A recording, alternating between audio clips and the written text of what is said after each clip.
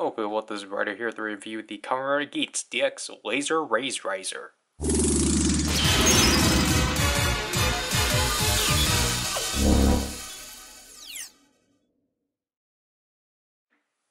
So in the first time in a while, this is the first secondary transformation device to be released in retail.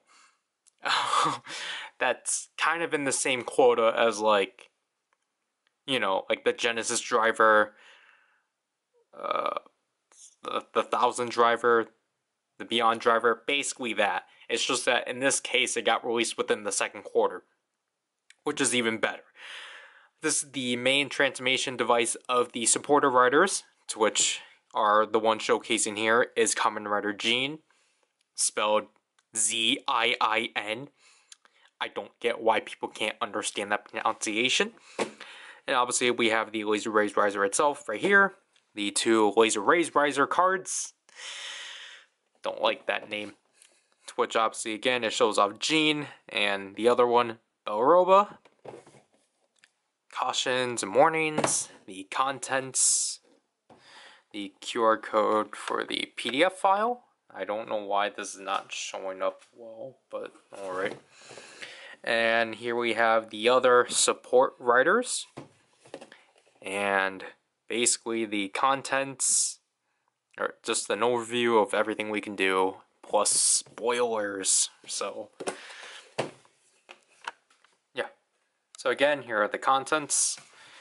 We will put these to the side and take a look at the Laser Raise Riser itself, to which I really like this thing overall. Yeah, it's another gun transformation device, which is honestly tiring for both Ryder and Sentai, but I mean, for Ryder, at least it's not that it's been a while, it's just that it's not a belt, so I'll take it. And again, I just really like the design of this overall. I like the gunmetal gray they went with, the white, is mine scratched? Oh, and the purple that's around it.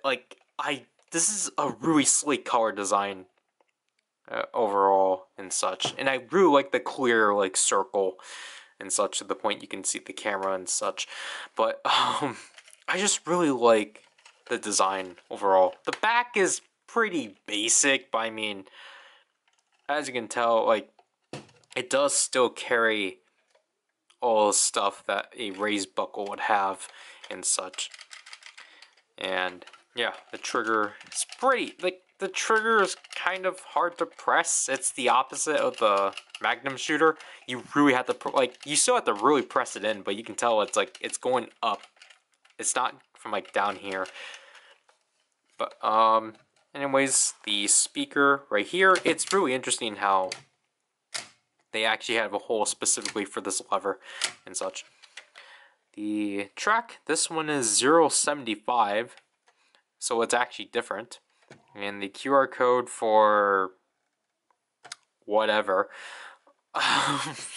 On-off switch right here. This does have a pull tab, but again, the on and off switch exists, so I didn't need to keep it. I just put it to the side. And you have this top button right here to remove the front. I genuinely forgot what this part was called. I think it's called the Laser Raise Riser card loader. It's something, I think it's the Laser Raise loader or something. And then this is obviously the core part of it and such. To which then you simply click the two together, and it's just really satisfying overall. Just the way this entire thing works and such. And I just really like how this entire section is designed and such. It's obviously this part's opened just for you to actually slot in the card and to remove it, but I do like that, it still gets covered in a way and such. Yeah, from the back, at first I was kind of fearing that the back of it was gonna be really uneven, but I'm really glad that it's filled out for the most part and such. One last thing before we jump to the cards is obviously that because I showed it back here beforehand. So moving on to the Laser Raise Riser cards, which I really do not like that name because they have a better name later on. Here is Gene's Laser Raise Riser card. Obviously, like, the reason why I said this is like similar to like the Genesis driver and the Beyond driver and such is because this has a new secondary gimmick, which are again the Laser Raise Riser cards, to which I really do like them overall and such. It's not showing up well because it's getting heavily muted, but I mean, I just like that, like, we knew there were going to be cards, but I like that they're like different kind of cards. Like, they're not like the traditional, like, you know, plastic cards and such, and what were basically rumored to get for Gotchard. I like that these are just plastic cards because they never, or not like, you know, hard plastic and such, because they never done anything like that. And obviously because Gene is the supporter of Geats, his Rider symbol is right there. And I really do like how they made the designs for these, because obviously, as you can tell, you might not be able to pick out anything, but then if you slightly turn it like this, you can see Gene's helmet, because this is how the card slots into his head and such, which is pretty neat. And as you can see here, there are some, like, I guess, bricks here for the Laser Raise Riser and such. They don't have a numbering system, but I mean, they have this thing people were rumoring, were speculating actually like numbered them, but it doesn't mean anything. Moving on, here is Belroba, which hers is the most interesting design-wise, just because hers is actually a side profile, unlike the rest of them. They're a front profile, or front-facing profile. Belroba's just due to the card hits, like, entering her from the center of her head. It's cool that it's a side profile and such. But other than that, obviously because she's the supporter of Buffa, gosh, temperature. So, hers actually fills out all three of those, unlike Gene's, which only fill out the first two. So, yeah. Now we can let the camera actually cool down and just try to do things that aren't going to spoil the future. So here we have the Laser Raise Riser, and switching it on like so. We get an announcement, and we get a different voice for it. And here we have the LED panel and such. And without loading a card, we just get its firing sounds. I really do like how this one LED, like, spreads its way through this entire, like, plastic section, even to, like, this part here. And then we can use this lever, but this is basically for Geats specifically, because obviously he doesn't have a card. But we'll get through it later, as obviously to separate the two, again, just split that over, or split that like so. And then we are going to take the Laser Raise card, and then slot it into the slot like so, as there's basically a notch here that you just push through, to which then it clips in like so. So then here we have the full Laser Raise Riser card in this section like so, to which then we're going to slot it into the laser. We're gonna slot it into the Laser Raise Riser like so.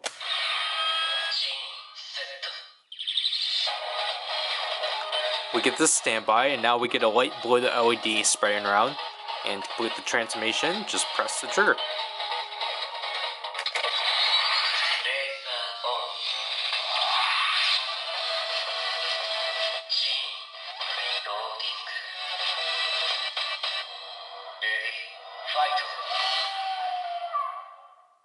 So there we have the transformation of Jean, which is pretty neat. And obviously at the end that's supposed to be a fox. Even though it...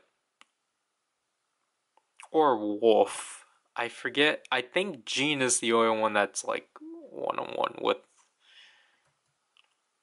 no. He's not. Anyways, if we fire, it's the same sound, just slight blue. And now we can do finishers. So if we lift this up once, we get finish mode, and then we get this standby, and then just press the trigger.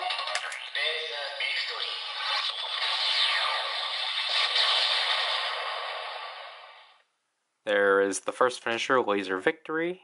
Is this paint from the Laser Race Prizer? Why is there white here? And then if we flip this twice,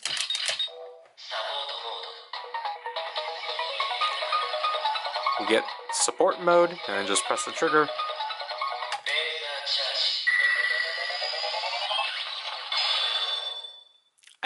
I don't know what this mode does. I'm pretty sure technically in this show, this is where like the Ryder symbol will show up, but obviously that doesn't work, which I'll show later. And that's basically it with the Laser Race Riser card. As if we were to transform into Belroba, just, you know, the same process like so. But now it's a purple LED. And just fire.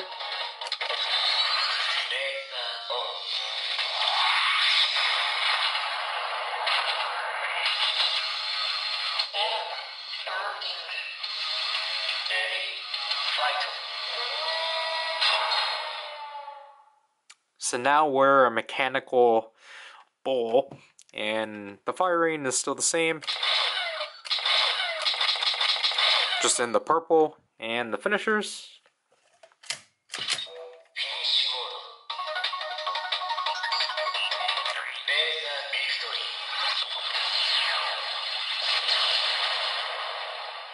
So that's still the same.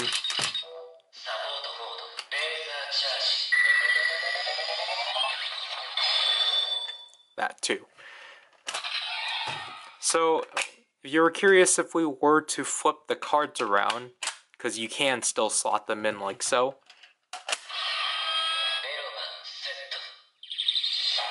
As you can tell, it still reads as Belroba, and just to actually state this, you can flip this when it's in this phase.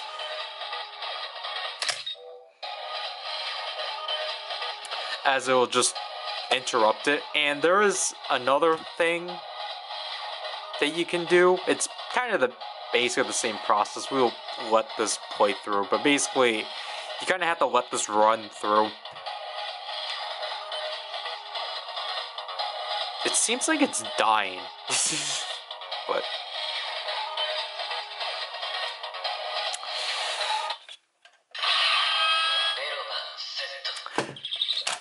well, I guess we can't do it. Basically, if you let that standby run through, you can actually reset it back by flipping it up once again.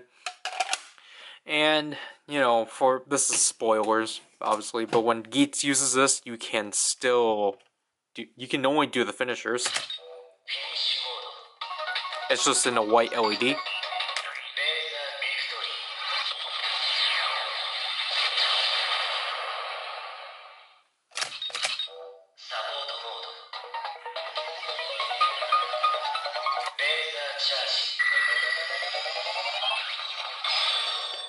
And if you were curious if we were to put Jean backwards,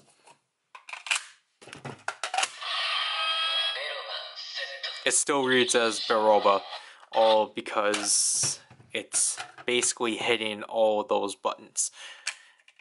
But if you were to put it upside down, you can't actually fit it in, just because there's no clearance. So basically, if you were to put it upside down this way, you won't hit anything. So, yeah. because obviously this works via a 3-button pin system, which we will get into later, just so that we don't spoil anything. And speaking of previews, if we were to use this in the Desire driver, that's a spoiler. So this one will not make any sounds, but it will actually emit a green LED, so if we were to press it just once, it doesn't do anything, but this is technically in its transformation phase. And then if we can flip this up, which it won't do anything, but then, you know, just letting this play through, because most people don't really let this run. Because if you were to press it, obviously you'll do the standard rainbow or 7 LED, as obviously this is for the finisher. And for revolving on,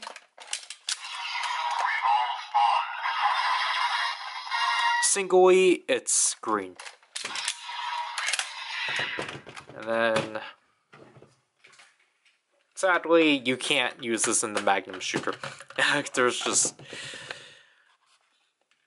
There's no clearance at all of loading this thing in the Magnum shooter. But, don't worry, we will get it eventually. Yeah, I'm gonna have to change the battery out, and then we'll get through my final thoughts. So my thoughts overall on the Laser Race Riser is that I think it's a really solid set overall. Just the fact it's like the first time in a while that we had like a standalone like transformation device that is technically like independent from like the core toy line. As yeah, this has a raised buckle track and is clearly supposed to go alongside the Desire driver. You can basically just ignore that and just have fun with what it's trying to like present. It might not be much, but I think it's enough like difference that like helps, you know, make this thing independent and such. Alright. But other than that, like, man, I just really like the concept of this entire like thing as a whole. Because I like that it basically is the powered builder buckle in a way of like, you know, they're both raised buckles that can read other items. Obviously, powered builder read other raised buckles technically, and this one reads the cards and such. But it's just that basically, unlike powered builder, this one works a lot more. This one functions a lot more independently, while powered builder needs the Desire driver to like get the most out of it and such. And while obviously powered builder does a lot more than this thing, just due to all of the things you can do, again, this one is still really solid. And I really recommend for you to try to track this thing down if you're so interested. If so, you're interested. As surprisingly, this toy is actually really popular. Or it was really popular when it initially released, to the point it was actually hard for a lot of like Japanese, like, I think like at least with like the reviewers, and if I recall from some tweets, like you would just see, I saw a bunch of Japanese tweets just talking about how much this thing sold out and how they couldn't even find it in their stores. Some Japanese reviewers couldn't even like cover it within the first week because they couldn't get their hands on it. And it's like, wow, I've never seen a toy, like, I mean, I think, well, I don't know, I've never seen a Ryder toy, I've never seen that occur to a Ryder toy in a while, because I can't even say that with the Desire driver, because of course the Desire driver did really well, but I mean, like, of course that thing's always going to get constantly restocked, it has to be, so for it to happen with this device, like, that's really spectacular. And the fact that this was in the top 5 toys within when within March, I believe. I think it got beaten by King Ultra, but I mean, like, it's still good. Like, that it managed to get in that top 5 toys of the month thing. So, what I'm trying to get here is that because of the fact this thing is highly popular, this thing is costly, because I think this thing, again, retailed for the same price as the Power Builder buckle, which was like around 4,200 yen. But if you look on like sites like Mandarake, for example, they upped the price to like $50, and that's where it's really steep, because like if it was Power Builder, I would definitely understand. But because, this one, technically, when you look at it, it doesn't do as much, and the eventual Premium DX version with 2 additional cards, because they weren't even programmed into this thing, you might as well just, if you really want to get this over with right away, and I assume get the cards, unless they do eventually release the cards with the Premium DX version, then, like, go for it. But, if you don't want to wait for that eventual re-release, just try to settle with this one. Obviously, I'm going to get both because I really like this one. I really like this device a lot, so I don't mind owning 2 versions. Yeah, that to do with this review. This is Ryder, and I'll leave people.